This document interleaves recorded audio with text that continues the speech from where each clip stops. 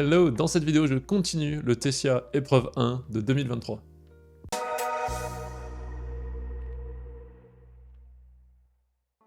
La semaine dernière j'ai un peu speedrunné toute la partie exercice 1, calcul algébrique, analyse.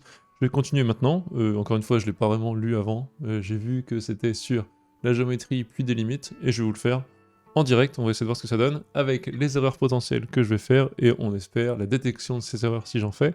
Merci à tous de suivre cette chaîne YouTube, de m'aider à faire ce que j'aime. N'hésitez pas à vous abonner, ça aide toujours pour le référencement, et n'oubliez pas dans la description, je mets toujours le PDF des exercices que je corrige. Allez, à toutes. Donc on est parti, on a un espace affine euclidien avec un repère en temps normal, on considère les 4 points suivants, donc apparemment on est en 3 dimensions. Donner les vecteurs, les coordonnées des vecteurs AB, AC, AD, pas bien compliqué, hein. AB c'est parti, joli calcul, 1, moins 1, 0, moins 1, moins 1, 0, non, moins 2. Racine de 6, moins 2, moins racine de 6, ça fait moins 2. AB c'est facile, hop, AC on continue, 1 plus racine de 6, moins 1, racine de 6, 0, moins 1, et 1 plus racine de 6, moins racine de 6, 1. Ok, c'est facile. Et enfin, AD, hop, 1 plus racine de 6, moins 1, racine de 6, moins 2, moins 1, ça nous fait moins 3, et moins 1 plus racine de 6, moins racine de 6, ça nous fait moins 1. Voilà, très simple. Justifier très brièvement que A, B, C et D sont coplanaires. Pas évident, mais il suffit de montrer qu'on peut écrire comme combinaison de deux autres vecteurs les deux premiers. On sait que 3 points, A, B, C, déjà sont, par exemple, toujours coplanaires, parce que 3 points définissent un plan. On aura des vecteurs coplanaires si on trouve une combinaison linéaire rapide entre les vecteurs. Par exemple, si j'ai un vecteur là, un vecteur ici, et que je prends le vecteur somme, il est dans le même plan. C'est un peu ce qu'on voit ici. Racine de 6, oui. Moins 3, oui. Hop, c'est bon. Je repère très vite que j'ai AD. Donc vu que c'est rapidement, c'est ça qui vous aide, hein, faut pas commencer à faire des trucs compliqués. AD, c'est bien AB plus AC. Donc ABC définissent 3 points. Et avec cette écriture ABCD, on voit qu'on définit un parallélogramme, donc c'est le même plan. Voilà, comme AD égale, il faut vérifier le calcul, hein, racine de 6 plus 0, moins 1, moins 2 ça fait 3, 1 moins 2 ça fait moins 1, AB plus AC, donc les points sont coplanaires. Voilà. Expliquer un vecteur unitaire qui est à la fois orthogonal à AB et à AC. J'avoue que si là vous allez au Tessia, j'ai envie de vous donner une astuce qui tue. Il y a une astuce qui tue qui s'appelle le produit vectoriel, c'est un truc de prépa où on prend un vecteur, enfin l'opération c'est on prend un vecteur, on en prend un autre, et on en trouve un, enfin la solution, comment dire, la réponse de l'opération, c'est de trouver un vecteur, ça vous donne un vecteur qui est dans le... qui est orthogonal, pardon, à ces deux vecteurs de base. Donc vous prenez un vecteur vectoriel, on appelle ça, donc l'opération c'est produit vectoriel, un deuxième, quel que soit l'angle entre les deux, bon, à part s'ils sont parallèles, ça vous sort un vecteur comme ça, en 3 dimensions orthogonales. C'est un peu le plus facile, mais il faut connaître la formule. Donc bon, c'est peut-être pas ça qu'on va faire, mais cherchez, je vous laisse chercher, comment faire un produit vectoriel. Ça peut être une astuce pour ceux qui ont le courage d'apprendre la formule. À la fois orthogonale à B et à C, qu'est-ce qu'on cherche? On va essayer de trouver un vecteur qui est orthogonal, c'est-à-dire on va essayer de faire un produit scalaire qui fonctionne avec les deux. Donc par exemple, est-ce que je peux trouver un n qui, scalaire AB, fonctionne? Bah, j'ai l'impression que si je fais par exemple 1 ici, et moins 1 pour celle-ci, je vais peut-être m'en sortir. Ou alors attendez, si je mets des 0, est-ce que je peux en trouver un? En fait, il faut que je fasse n scalaire chacun des deux, et que ça fonctionne. Donc, est-ce que c'est possible d'en trouver un? Ou... En gros, là, j'ai un 0, donc c'est facile, je peux mettre ce que je veux ici pour compenser. Ça, c'est plutôt intéressant. Vu que j'ai un 0, je peux mettre ce que je veux ici. Je vais essayer de le faire un peu au feeling. Genre, je sais pas si c'est très simple de faire ça. Sinon, on posera un système, c'est vrai que c'est un peu plus embêtant. Bon, déjà, je vais mettre alpha. Et là, je suis obligé de mettre 1, moins 1. Parce que c'est la seule manière, quand je fais 1 et moins 1, d'annuler AB.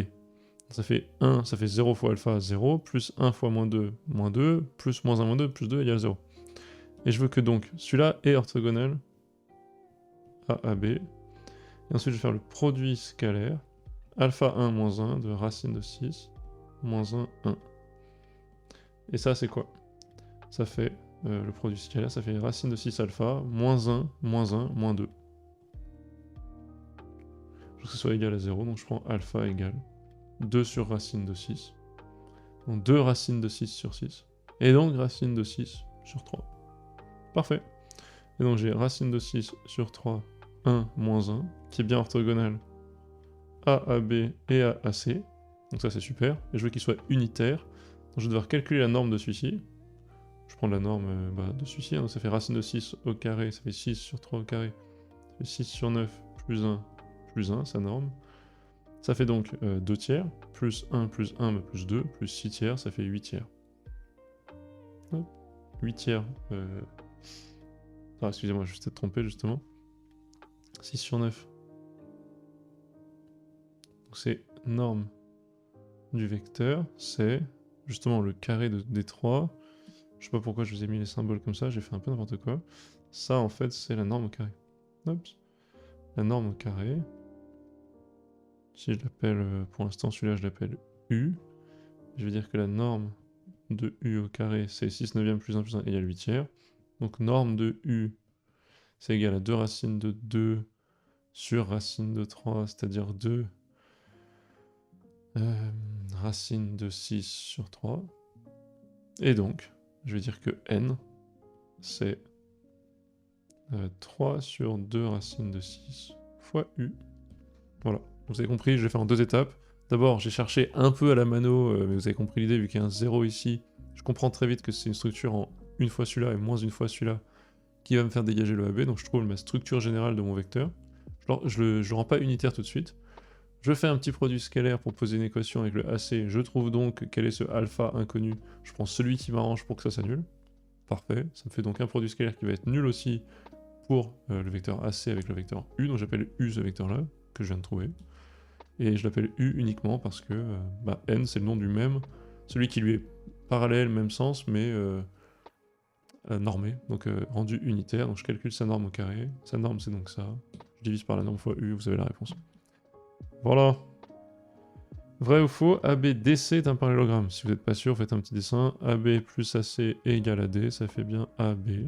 DC, vous avez la règle du parallélogramme, donc c'est vrai. Le quadrilatère ABDC est un losange. Bah ça va être vrai. Si. C'est quoi déjà? Un losange, c'est... Vous avez plusieurs caractérisations. Soit les diagonales sont perpendiculaires. Ultra galère, j'ai pas envie de faire ça ici. Quoique on pourrait faire le produit scalaire AD, scalaire BC. Je trouve que ce serait pas mal, ça marcherait. Si AD, scalaire BC, c'est 0, c'est bon. C'est un losange de... Enfin, c'est un... Comment on appelle ça? C'est un parallélogramme de diagonales qui se croisent perpendiculairement. C'est un losange. Plus simple, c'est de dire qu'un parallélogramme qui a ses côtés, les 4 côtés égaux est un losange. Donc on va le faire. 4 côtés égaux, il faut calculer la norme au carré. Je prends la norme au carré, 2 AB. Ça fait quoi? Je sais plus, AB c'est où? AB c'est là. Donc ça fait 4 plus 4. Ok, ça fait 8. Et je vais prendre AC, norme au carré, 2AC égale 6 plus 1 égale 8. C'est bon, ça marche. Si vous voulez absolument faire le truc des diagonales, il faut exprimer le vecteur AD, première diagonale, le vecteur BC, deuxième diagonale, et ensuite, AD on l'a déjà en fait, donc exprimer BC, faire le produit scalaire et voir que ça fait 0. Ça fonctionne aussi. Voilà, donc retenez bien les caractérisations d'un losange. 2 caractérisations utiles ici, c'est un parallélogramme de 4 côtés égaux, ou un parallélogramme dont les diagonales se croisent perpendiculairement. Voilà, le quadrilatère ABDC est un carré. Ah, me voilà embêté.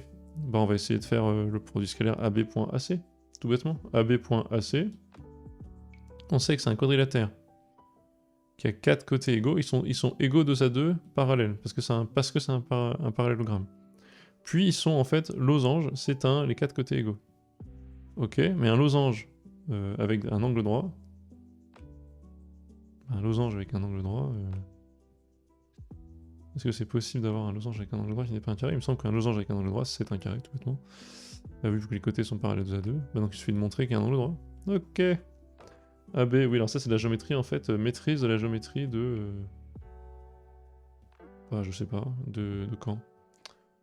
Troisième on fait ça? C'est une espèce de critère de quand est-ce qu'un carré... Enfin, qu'est-ce qu'un carré? Un carré c'est un parallélogramme à côtés égaux... Enfin, un carré c'est un rectangle qui a 4 côtés égaux, c'est un losange qui a 2 côtés perpendiculaires.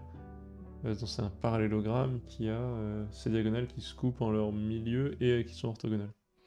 Bon là si on fait juste AB scalaire AC ça devrait suffire, ça fait 0, donc c'est ok, c'est vrai. C'est un losange, vrai. C'est un carré, vrai. Alors, petit truc vicieux. Je sais pas, il faudra peut-être les prévenir. Si j'ai l'occasion de leur dire, je leur dirai. S'ils voient la vidéo, regardez. Vous faites faux, vrai, et là un petit vrai, faux. Ça apporte rien mathématiquement, mais ça peut confuser. Là, j'ai failli mettre... oui, confuser. J'ai failli mettre... j'ai failli mettre vrai, vrai, j'ai failli faire ça par réflexe. Donc c'est un petit peu vicelard. Peut-être à voir, je pense que c'est une erreur de frappe de leur part. Alors, un cube. Génial. Un cube de l'espace dont les faces ont la même aire que ABDC. Ok. L'air, c'est quoi? Ah bah parfait, c'est AB au carré. C'est un côté, il faut un côté, vu que c'est le même.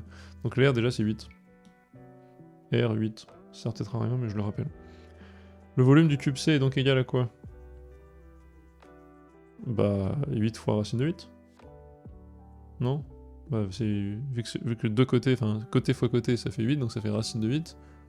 Racine de 8, racine de 8, racine de 8, donc ça fait 8, racine de 8. Ok, racine de 8, on n'aime pas trop, c'est 4, c'est 2 fois 4. Donc c'est 16. Racine de 2.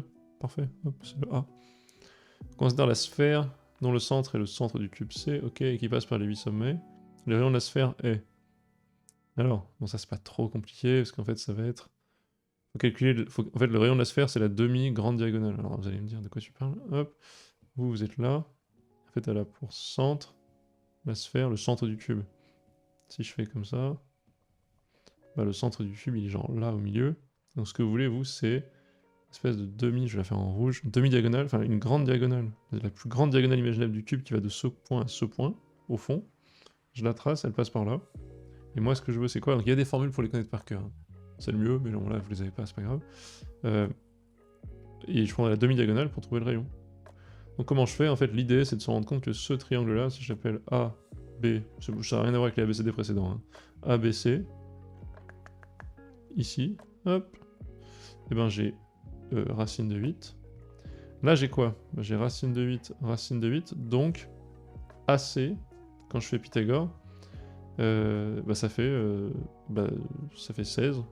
C'est ça ou pas? Ça fait 8 au carré, enfin racine de 8 au carré, ça fait 16, donc ça fait 4. AC, c'est 4, c'est magnifique. Parce qu'en fait, la formule, c'est côté fois racine de 2. Donc en fait, pour la diagonale d'un carré, quand vous avez un carré de côté A, je vous le donne comme ça, c'est A racine de 2. Là, je l'ai redémontré, c'est facile, hein, c'est un Pythagore. Mais si je faisais racine de 8 fois racine de 2, c'était bon, j'avais racine de 16. Et en fait, celle du cube, la grande, il me semble que c'est A racine de 3, mais on va le redémontrer en une seconde. On refait un petit Pythagore. On a, ok, ça c'est 4. Donc si je fais maintenant AC carré, ça fait 16.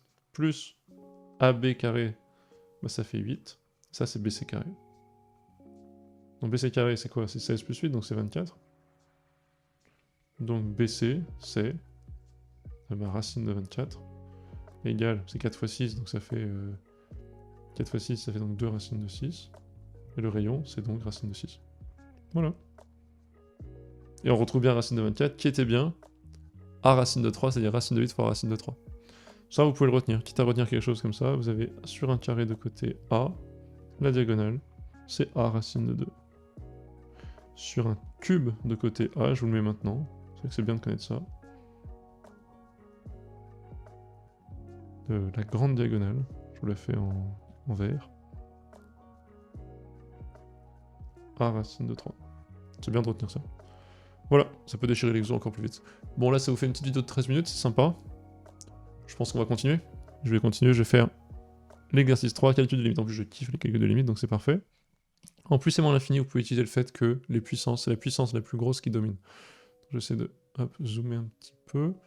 Ouais, c'est la puissance la plus grosse qui domine, donc vous avez 3x puissance 6 moins 10x carré plus 4, ici. Au cas où c'est pas très clair à l'écran. 3x puissance 6 plus 10x carré plus 4, ouais, on verra mieux là. Bah en gros, en plus ou moins l'infini, tout ça, ça dégage. Bah en moins l'infini, ça c'est pair, donc ça fait plus l'infini. Voilà. Alors, quand x tend vers 2, bon bah déjà, bah, c'est une blague, ça on s'en fout. En gros, ça c'est 2 plus 1,5. Ça c'est 2 plus 1,5, et log de x c'est log de 2. Donc ça fait log de 2 fois 5,5 quoi. Donc elle est finie et non nulle. Alors, e de x sur e de moins x moins 1, quand x tend vers plus l'infini. Bon déjà, quand x tend vers plus l'infini, ça c'est facile. Ça tend vers 0. On adore. E de moins x, ça fait e de moins l'infini si vous voulez. Bon, ça se dit pas, mais vous avez compris. Ça fait 0. Hop, ça dégage. Donc il reste e de x qui tend vers plus l'infini divisé par moins 1, donc c'est moins l'infini. Voilà. Log de x sur x quand x tend vers 0 plus. Oui, mais log de x. tend vers moins l'infini en 0 plus, ça on le sait déjà. Et 1 sur x en 0 plus tend vers plus l'infini. Bah, le produit de plus l'infini, parce que log de x sur x, c'est un peu mis pour vous perturber, du genre vous allez dire « Ah, je connais log de x sur x, en plus l'infini ça se fait écraser, donc c'est 0 ». Non, là c'est en 0 plus, et c'est juste le produit de deux fonctions qui tendent vers l'infini, avec chacune un signe moins différent. Enfin, pardon, un signe différent, donc un signe moins pour le log et un signe plus pour l'autre, donc moins l'infini. La limite de e de x moins e de 2x quand x tend vers plus l'infini, bah déjà l'intuition avec les puissances est un peu la même, vu que ça c'est ça en puissance 2, bah c'est ça qui va dominer. Vous savez, pour le montrer, vous dites juste, bah ça fait e de 2x, vous prenez le terme dominant que vous factorisez, fois e de moins x, moins 1, e de moins x sert à rien, ça tend vers, en plus l'infini ça tend vers 0, ça tend vers l'infini, moins 1, moins l'infini. Voilà, ça rend un petit recap des méthodos classiques de limite. M25, hein, j'avais caché le titre. Hop, après vous me direz on s'en fiche, je vais plutôt déplacer ça comme ça. Hop là, M25. Si je rezoome. Ah, le problème c'est que la page est assez large, je vais vous laisser voir toutes les réponses. Donc là, question 25, voilà. La limite de 3x plus 1 moins log de x quand x tend vers plus l'infini. Bon là, on dirait qu'il y a une forme indéterminée, mais vous utilisez tout de suite les propriétés du log, et vous écrivez que ça fait log de 3x plus 1 sur x. C'est bon, le x il est différent de 0 parce qu'on regarde en plus l'infini, donc il n'y a pas de problème, on peut bien écrire ça. Ça fait log 2, vous séparez tout de suite la fraction, 3 plus 3x sur x, ça fait 3 plus 1 sur x. 1 sur x, bah ça tend vers 0, en plus l'infini. Et donc ça tend vers log de 3, donc c'est fini, non nul. Là j'ai pas répondu, c'était moins l'infini. Voilà. On continue un peu, il en reste quelques-unes pour finir ce magnifique exercice. La limite de log de x moins x sur x carré quand x tend vers plus l'infini, intéressant. Bah pareil, on sait que c'est x qui domine complètement, en haut. Donc si vous voulez, la version rapide que vous aurez le droit de faire en prépa, c'est ok, ça domine, donc ça dégage. X sur x2, ça fait donc moins 1 sur x, et donc en plus l'infini, ça tend vers 0 moins. Voilà, fini. Ici, si vous voulez le démontrer, ou vous êtes bien sûr de vous, faut tout de suite avoir l'intuition quand même en terminale. Voilà, qu'est-ce qui domine, qu'est-ce qui est gros? Vous savez que x domine, ensuite pour le démontrer, il faut factoriser par le truc gros. Donc ça fait x facteur de log de x sur x, hop, ça fait partie des limites classiques, moins 1, le tout sur x carré. Bon bah c'est bon, ça fait 1 sur x fois log de x sur x, moins 1. Or ça, bah ça tend vers 0, le log de x sur x, il sert à rien, il dégage. Moins 1 fois 1 sur x, en plus l'infini 1 sur x c'est ça, donc ça fait 0 moins. Bon enfin, il n'y a pas de 0 moins ici, donc c'est 0. Ok, pareil, si on fait le raisonnement rapide, pour vous aider à faire ça vite, qu'est-ce qui domine en moins l'infini? x2 dégage par rapport à moins 3x3. Ça, énorme, attention peut-être pas, c'est e de moins x. C'est e de x en moins l'infini. Donc là, l'erreur, ce serait de croire que c'est lui qui domine, alors que c'est en moins l'infini, et en moins l'infini, e de x, c'est ridicule. Enfin, c'est extrêmement petit. Donc ça, on sait que c'est petit, et c'est giga petit. Enfin, en soi, c'est du, si vous voulez, c'est du sur e de moins x, qui lui est gros. Vous avez du x sur e de moins x, en gros, bon, je vous le fais un peu, mais comme vous savez que e de x sur x puissance n en plus l'infini, ça tend vers plus l'infini, donc c'est lui qui domine. Ça va être un peu la même chose, vous pouvez faire ce que vous voulez, mais vous avez x puissance n fois e de moins x en plus l'infini, qui tend vers 0. En gros, ce truc, quand l'exponentielle tend vers 0, elle écrase tout. Quand elle tend vers l'infini, elle écrase tout. Donc elle écrase à mort un peu tout sur son passage. Et donc ça va dégager. Et donc là, il n'y a qu'un moins 1 qui va sortir. Donc en moins l'infini, ça sert à rien, ça sert à rien. Moins sur moins, ça fait plus. Il reste 3x3, et du x3 en moins l'infini, c'est moins l'infini. Pour le démontrer plus proprement, pour être bien sûr de ce qui se passe, je mets 3x3 en facteur en haut, ça fait 1 sur 3x, pour x carré, moins 1, ok? Divisé par, bon je fais comme ça, hein, et je mets le truc qui domine en facteur. Moi, je dis que c'est quoi bah, je dis que c'est 1 en fait, donc c'est plutôt, je vais écrire x, vous savez quoi, je vais écrire moins x puissance 4, ça c'est bien, sur e de moins x, moins 1. Ça c'est ma barre de fraction. C'est pas très propre. Mais pourquoi? Parce que là en fait je peux poser que moins x, c'est un grand x qui tend vers plus l'infini, vu que x tend vers moins l'infini. Donc j'ai bien un grand x puissance 4 sur exponentielle grand x. Oups, excusez-moi. Je disais que moins x, c'est un grand x qui tend vers plus l'infini, en soi. Et j'ai bien la formule, bah, grand x puissance n sur e de puissance x tend vers 0. Parce que c'est e de x sur x puissance n qui tend vers plus l'infini. Donc là je l'applique, donc ça c'est 0. Ça c'est moins l'infini fois moins 1 plus l'infini divisé par moins 1 moins l'infini. Voilà.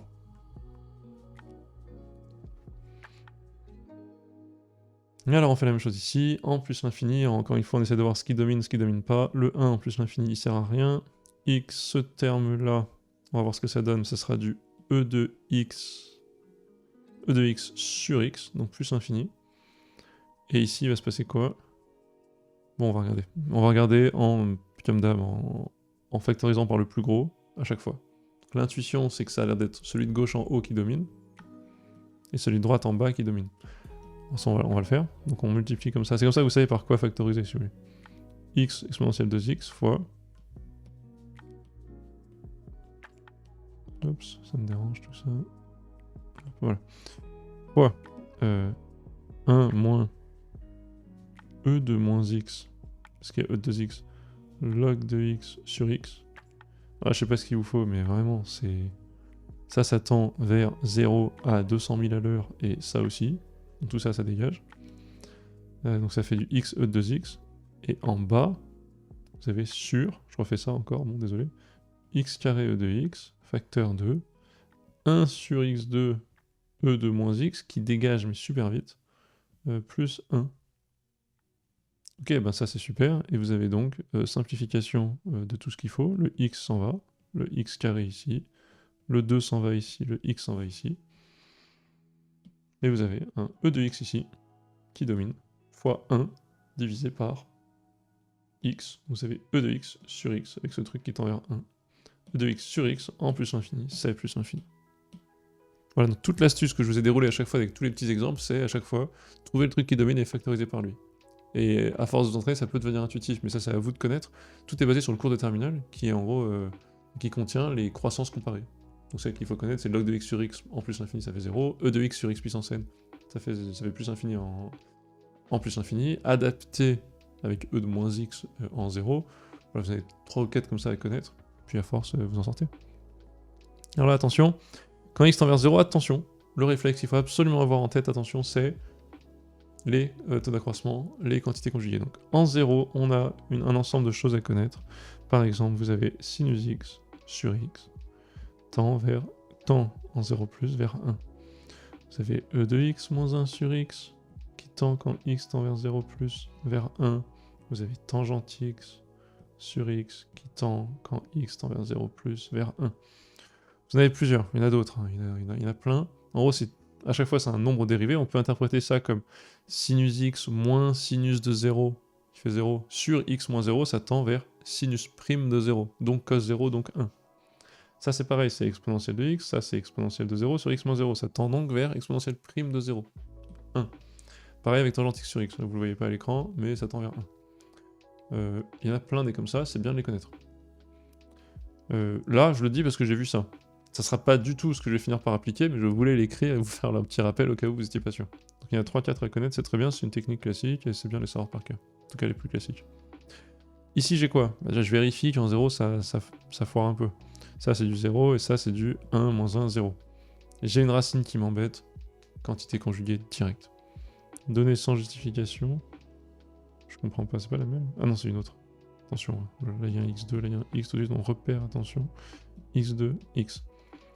Donc, je fais déjà la M29, je vous la fais ici, M29. Je fais tout de suite la quantité conjuguée. Donc ça fait x e de x fois racine de 1 plus x carré plus 1. Fois 1 sur 1 plus x carré moins 1. Quand je fais a plus b fois a moins b, je vire la racine, puis je fais moins 1 au carré. Et ça fait donc x carré. Égal. J'ai un x qui dégage, donc j'ai e de x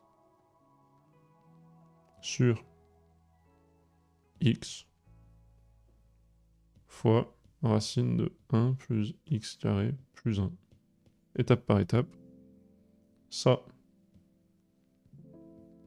quand x tend vers 0, ça tend vers 1 plus 1, 2. Ça, quand x tend vers 0, ça tend vers 1. Et ça, quand x tend vers 0 plus 1 sur x, ça tend vers plus infini. Ok, plus infini. C'est parfait ça. Sans justification, la limite L. En fait, sans justification, moi je vous donne direct, hein, vous faites le calcul de la quantité conjuguée, vous avez quoi? Vous avez exactement la même chose, sauf que ici vous n'avez pas le x carré, ici non plus, et donc vous avez plus e x. et pas le x carré ici. Et donc là, qu'est-ce que ça donne? 1 fois 2, ça donne 2. Voilà, faut reprendre le calcul précédent. Et là, c'est bon. Quelques deux dérivés, est-ce que vous êtes chaud? Petite vidéo de 24 minutes déjà. Est-ce qu'il y a beaucoup de questions? Allez, je le tente, je vous le fais. Comme ça, on a une vidéo un peu complète sur l'analyse, après je pourrais faire les probas dans une autre vidéo. Je vous le fais, ça fera une longue vidéo, les gens seront contents. Ceux qui veulent passer le test en tout cas. Hop, laissez-moi juste remettre ça un peu. La dérivée de la fonction, alors on y va, c'est parti. La dérivée de la fonction qui a x associe, hop, je zoome au max pour que vous voyez quelque chose. 1, moins 1 sur x plus log de x. Donc déjà ça fait 1 sur x carré plus 1 sur x. Hop. Voilà, on met ça au même dénominateur, et ça fait 1 plus x sur x carré. Ok, il est là. Dérivée de la fonction qui est associée. Bon, c'est du u' v plus v' u, donc ça donne quoi? Ça donne du ça, enfin u', donc 2x log de x, plus v' u, x2 plus 1 sur x, égale 2x fois log de x, plus, à la limite, x2 sur x, ça fait x, plus 1 sur x. Voilà. Ok, aucune. Dérivée de la fonction qui a x associe ça. Alors déjà, astuce énorme pour pas s'embêter à faire du u'v moins v' u sur v carré avec ce genre de truc. Vous avez x plus 2, je vais mettre un moins devant, sur x moins 2 égale x moins 2 plus 4 sur x moins 2. Avec le moins que j'oublie pas, bien sûr. Hop, pour pas se tromper, moins, comme ça. Ok, pourquoi je fais ça? Parce qu'en haut, bah, j'ai bien x plus 2, sauf que j'ai x moins 2 machin, donc ça c'est plus facile. Le moins, je le mets avec une parenthèse, parce que j'en ai marre de l'oublier. 1 plus 4 sur x moins 2. Ok, ultra facile à dériver. Pourquoi? Bah, quand je dérive, déjà le 1 il dégage. J'ai plus qu'à dériver ça, et ça c'est facile, c'est ça sur x moins 2 au carré. Quoi. Donc ça fait moins 4 sur x moins 2 au carré, mais il y a un moins, donc ça fait la dérivée 4 sur x moins 2 au carré. Il y est ou pas? Yes, c'est celui-là. Vous voyez l'astuce? Surtout pas de u'v moins v' quand vous pouvez faire une petite astuce du plus 1 moins 1, comme on l'appelle en prépa. Oups, je suis désolé. J'aurais dû vous montrer ça ici. Malheureusement, j'ai tendance à écrire dans la marge. Je joue difficilement avec les zooms parce que le truc est écrit, j'ai envie de jouer dans la marge, en même temps vous voyez pas le texte. Donc voilà, vous avez compris, moins x plus 2 sur x moins 2, vous faites x moins 2 plus 4. Enfin, je m'arrange pour écrire plus 2 comme 4 moins 2, histoire de faire apparaître le moins 2 qui est en dessous. Le but c'est de faire apparaître au-dessus ce qui est en dessous, quand il y a le même degré c'est facile. Ça vous fait apparaître des expressions simples et dérivées. Voilà. Je vais rezoomer un peu, essayer de pas écrire trop loin, donc faut pas que j'écrive après ça. Ça m'évitera de faire des bêtises pour la suite. Alors, la fonction machin machin, est-ce qu'elle est quoi? C'est celle d'au-dessus. Bon, elle a une dérivée strictement positive, hein. La dérivée est très positive. Donc elle est sur 2 plus l'infini, elle est croissante. Yes. Elle est positive tout le temps, donc ça, y a pas de problème. Est-ce qu'il y a une douille de dénoncer? Attends. Le truc c'est, à partir de 2, donc 2 est interdit. Oui, c'est bon, pas de problème. Sur moins l'infini 2, la fonction est, elle est croissante aussi. Attends, c'est une fonction, c'est simple, hein, elle est ici. Enfin, elle est ici. C'est une fonction, là je peux la tracer, grâce à cette forme là d'ailleurs on peut la tracer direct. Facile. C'est 1 sur x moins 2, donc c'est 2 le truc interdit. Donc c'est x4, donc ce sera un peu plus gros, et c'est moins 1 sur x. Donc au lieu d'avoir 1 sur x, j'aurai un truc comme ça. Hop, j'aurai un truc comme ça. Sauf que elle va tendre vers moins 1, donc elle est décalée comme ça. Il y a moins 1 qui est la valeur où elle tend, et ça fait, je la recommence. Ça c'est mes axes. Elle va tendre vers la valeur moins 1. La valeur interdite c'est la valeur 2. Et elle n'est pas comme ça, elle est comme ça.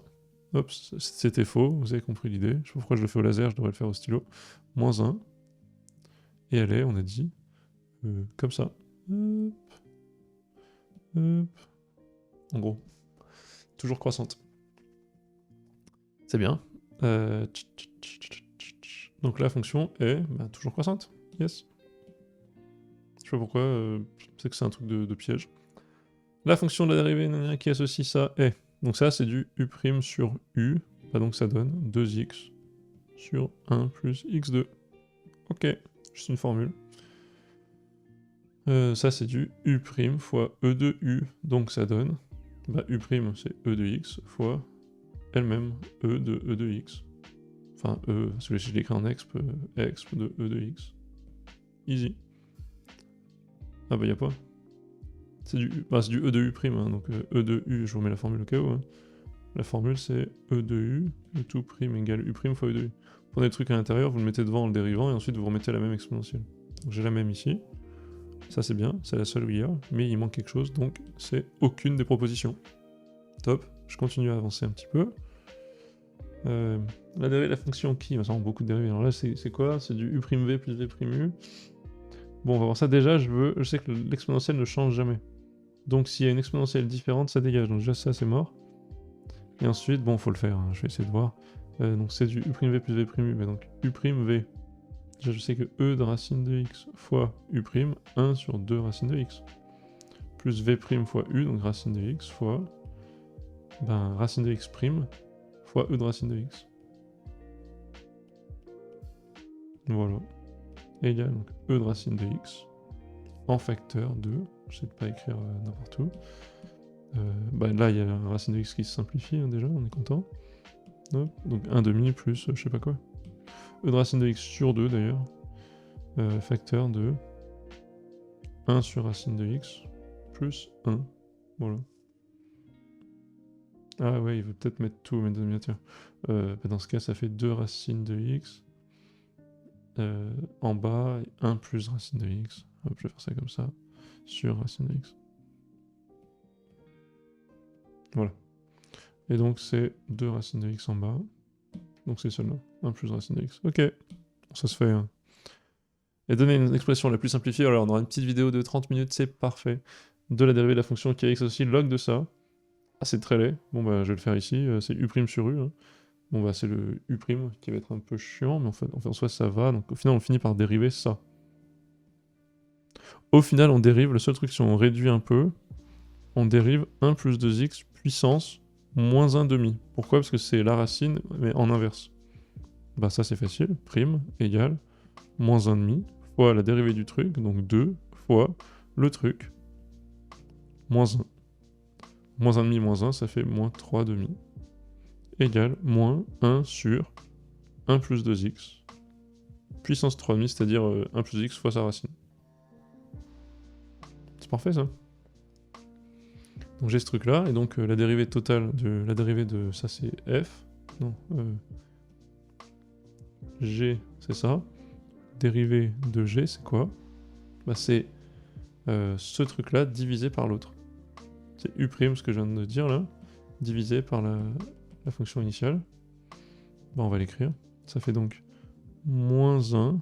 Puis en fait, je vais mettre la fraction en dessous, sur.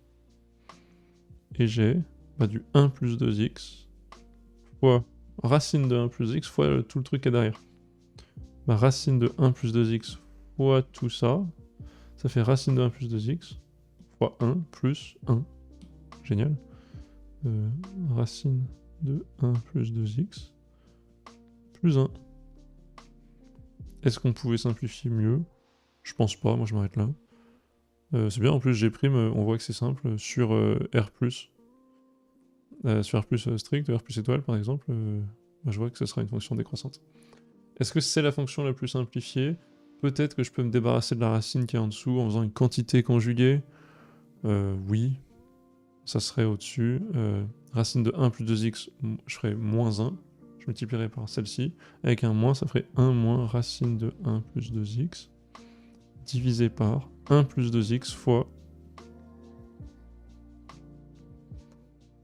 Hop, on voit rien ce que je fais là. J'ai voulu absolument rester sur cette page parce que je suis un gros maniaque. 1 plus 2x fois ça fois la quantité conjuguée, c'est-à-dire 1 plus 2x moins 1. 2x. Voilà, c'est un peu plus joli en faisant une formule de quantité conjuguée. Pour moi, c'est tout. On a bien fait les exos. Donc, les petites méthodes, je fais un recap pour ceux qui sont restés, mais je sais qu'en général, fin de vidéo, il n'y a plus personne. Bon, les vecteurs, c'était relativement facile. Normaliser le vecteur, donc trouver ça à la mano. On peut faire un système de 2, mais c'est bien de regarder un peu à la main, d'aller vite, et de se rendre compte que le alpha va être un facteur de liberté pour la suite. Hop, on met 1 moins 1 pour annuler ce chiffre qui est le même. On normalise le U, on conclut pas là-dessus. On normalise le U, on n'oublie pas pour trouver le n orthogonal. Ensuite, tout ça, c'est relativement facile. Connaître ces formules de la petite diagonale dans un cube. La diagonale d'un carré, c'est a racine de 2. La grande diagonale du cube, c'est a racine de 3. C'est bien de les connaître par cœur. Et ensuite, là, il faut vraiment connaître, dans tous ces trucs de limite, vos croissances comparées. E de x sur x puissance n, E de x sur x. C'est ça un peu la leçon. Et la technique qu'on a vue, c'est à chaque fois dominer le numérateur ou le dénominateur. C'est-à-dire factoriser par le terme dominant et puis voir qu'en gros, le reste est négligeable. Pour le faire de tête, vu que c'est un QCM, sans écrire, juste vous rendre compte, mais alors faut pas se tromper, il faut l'habitude, par exemple ici c'est très piégeux, entraînez-vous sur le M27 de qu'est-ce qui domine en haut et en bas. Dès que c'est une comparaison de puissance en plus infini, c'est facile, c'est toujours la plus grosse. Et ensuite en bas, faut faire attention à l'exponentielle, si on est en plus infini, c'est elle qui gagne en général, si on est en moins infini, elle écrase tout vers 0. Voilà, vous avez tout ça, c'est bon, et ensuite la dérivée c'était assez bourrin, franchement, du calcul, il faut être sûr de soi, il faut être bon en calcul, faut pas avoir peur d'y aller, et ça marche quoi. Voilà, j'espère que ça vous a aidé, et je vous dis à la prochaine, bye bye.